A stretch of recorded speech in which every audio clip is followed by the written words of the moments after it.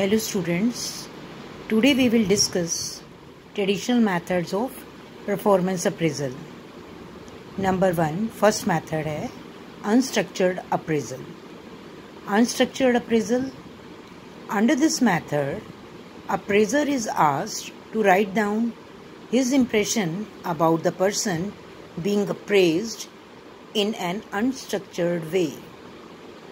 क्या मतलब है इसका कि इसमें जो व्यक्ति इवेल्युएट कर रहा है किसी इंडिविजुअल को, उसे कहा जाता है कि वो उस इंडिविजुअल के बारे में क्या इम्प्रेशन है उसे एक पेपर के ऊपर लिख कर दे।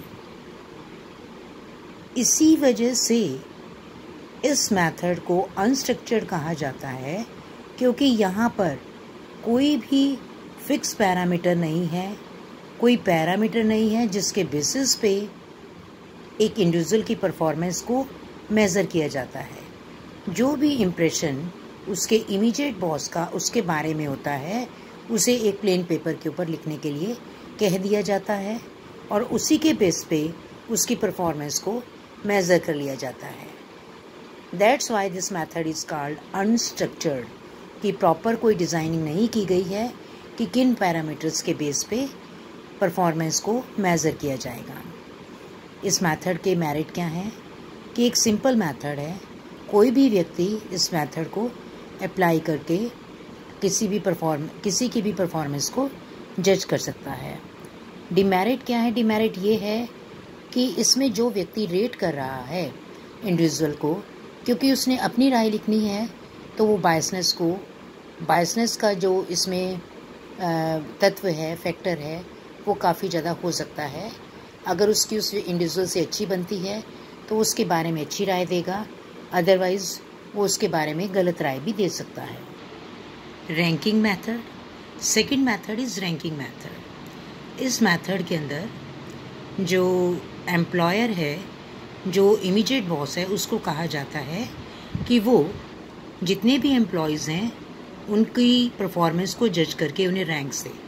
Suppose there are 5 employees in an organisation, तो उनकी रैंकिंग किस तरीके से की जाएगी? 1, 2, 3, 4 एंड 5। और ये जो रैंकिंग है वो किन बेसिस पे, कौन से ट्रेड्स के बेसिस पे दी जाती है? On the basis of quality and quantity of output, कि वो किस क्वालिटी का और कितनी क्वांटिटी के आउटपुट को प्रोड्यूस कर लेता है।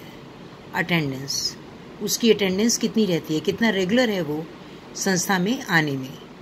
कोऑपरेशन, अपने साथी व्यक्तियों के साथ उसका कितना सहयोग रहता है।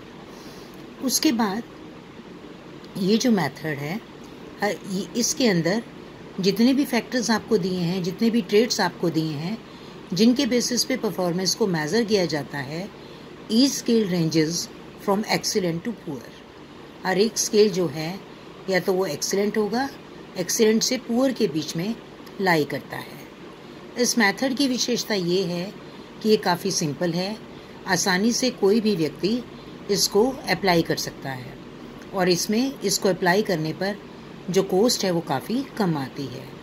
अगेन इसमें ये नुकसान रहता है कि रेटर जो है अपनी बायसनेस को यूज़ कर सकता है, उसकी क्वालिटी को बताने में वो अपनी बायसनेस अगर किसी से अच्छी बनती है उसके बारे में अच्छी राय दे सकता है, अच्छा लिख सकता है, और अगर किसी से ज़्यादा अच्छी उसकी नहीं बनती तो उसके बारे में गलत राय दे सकता है। दूसरा डिमेरिट ये है कि ये मेथड ये तो बताता है कि A is better than B और C is better than D, पर ये मेथड ये नहीं बताता कि डिग्री ऑफ डिफरेंस कितना है, how much better A is from B, A B से कितना बेहतरीन है, ये चीज़ नहीं बताता। So this is ranking method. Number 3, third method, checklist method. Under this method, a checklist related to traits of employee is prepared in 2 columns, either yes or no. इसके अंदर क्या किया जाता है? एम्प्लॉयज़ के ट्रेड्स को एक एम्प्लॉयज़ के ट्रेड से रिलेटेड एक चेकलिस्ट प्रिपेयर की जाती है और उस चेकलिस्ट के अंदर 2 ही कॉलम होते हैं, या तो येस का कॉलम होगा या फिर नो का।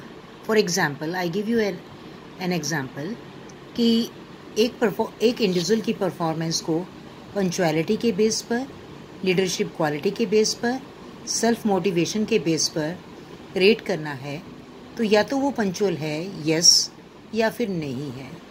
लीडरशिप क्वालिटी या तो उसके अंदर है तो यस, और अगर नहीं है तो नो। तो इस तरीके से जो इमीडिएट बॉस है, चाहे वो सुपरवाइज़र है, चाहे वो फोरमैन है, वो क्या करता है, इन ट्रेड्स के ऊपर यस और नो का एक स्टेटमेंट तैयार करके, एक चेकलिस्ट तैयार करके एचआर मैनेजर के पास भेज देता है। एचआर मैनेजर क्या करते हैं, एचआर मैनेजर इन ट्रेड्स को वेट्स प्रोवाइड करते हैं, क्योंकि हर एक संस्था में अलग अलग चीज़ों को अलग अलग ट्रेड्स को अलग अलग इम्पॉर्टेंस दी जाती है। किसी संस्था के लिए लीडरशिप क्वालिटी ज़्यादा इम्पॉर्टेंट हो सकती है और किसी दूसरी संस्था में रेगुलरिटी या पंक्चुअलिटी ज़्यादा इम्पॉर्टेंट हो सकती है। तो जिसके लिए पंक्चुअलिटी ज़्यादा इम्पॉर्टेंट है तो वो पंक्चुअलिटी को ज़्यादा वेट्स देगा, और अगर किसी के लिए लीडरशिप क्वालिटी इम्पॉर्टेंट है तो वो लीडरशिप क्वालिटी को ज़्यादा वेट्स प्रोवाइड करेगा। तो इस तरीके से उस चेकलिस्ट में जो ट्रेड्स दिए हैं उनको वो वेट्स प्रोवाइड करते हैं, और देन फाइनली ये एक जो एम्प्लॉयज़ हैं उनके ऑर्गेनाइजेशन के, उनकी परफॉर्मेंस को अप्रेज करते हैं कि कौन सा एम्प्लॉय किस जगह पर खड़ा हुआ है। Merits and demerits. इस मेथड की विशेषता ये है कि जो रेटर है उसको सिर्फ ये लिखना है, यस और नो लिख कर देना है कि ये पर्टिकुलर ट्रेट उस व्यक्ति के अंदर है या नहीं है, और इस काम को करने के लिए उसे बहुत कम ट्रेनिंग की ज़रूरत है, सिखाने की ज़रूरत है जो रेटर है उसको। इसका डिमेरिट ये है कि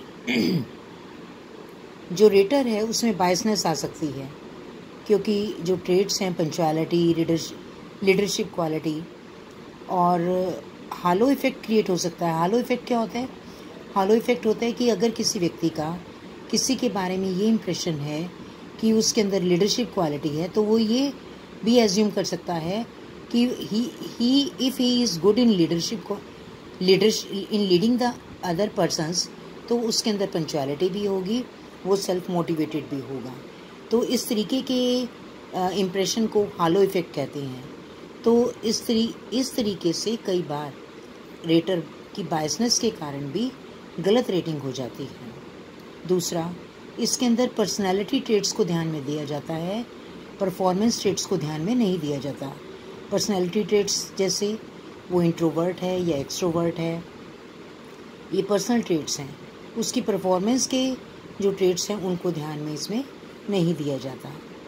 और तीसरा क्या है, इम्प्रॉपर असाइनमेंट ऑफ वेट्स। कई बार एचआर डिपार्टमेंट के द्वारा इन ट्रेट्स को गलत वेट्स भी प्रोवाइड कर दिए जाते हैं, जिसके कारण एक इंडिविजुअल की परफॉर्मेंस ठीक तरीके से मेज़र नहीं हो पाती। So this is checklist method. Number 4, forced choice method. In this method, the rater is forced to choose between descriptive statement of equal worth. इसमें रेटर को दो इक्वल वर्थ की स्टेटमेंट में से किसी एक को चुनना होता है, और इसके अलावा उसके पास कोई चॉइस नहीं होती। इसीलिए इस मेथड को फोर्स चॉइस मेथड कहते हैं। दो स्टेटमेंट कौन सी होती है? या तो वो फेवरेबल स्टेटमेंट होगी या अनफेवरेबल स्टेटमेंट होगी। फेवरेबल स्टेटमेंट कैसे? जैसे अगर हम कहें जिस सबऑर्डिनेट को या जिस एम्प्लॉय को हम असेस कर रहे हैं कि he gives clear instruction to the subordinate, वो अपने सबऑर्डिनेट को क्लियर इंस्ट्रक्शन देने में सक्षम है, तो ये उस व्यक्ति के बारे में फेवरेबल स्टेटमेंट है। तो अगर उस व्यक्ति के अंदर ये गुण है तो जो रेटर है इसको यस कर देगा फेवरेबल स्टेटमेंट को। और अनफेवरेबल स्टेटमेंट किस तरीके की होती हैं? He makes promises that he knows he can not keep. वो ऐसी प्रोमिसेस करता है जिसको वो जानता है कि वो फुलफिल नहीं कर पाएगा। तो ये किसी भी व्यक्ति के बारे में अनफेवरेबल स्टेटमेंट है। तो उसे इन्हीं स्टेटमेंट में से जो दी हुई स्टेटमेंट है उन्हीं में से एक स्टेटमेंट को चुनना होता है। इट मे बी फेवरेबल और इट मे बी अनफेवरेबल।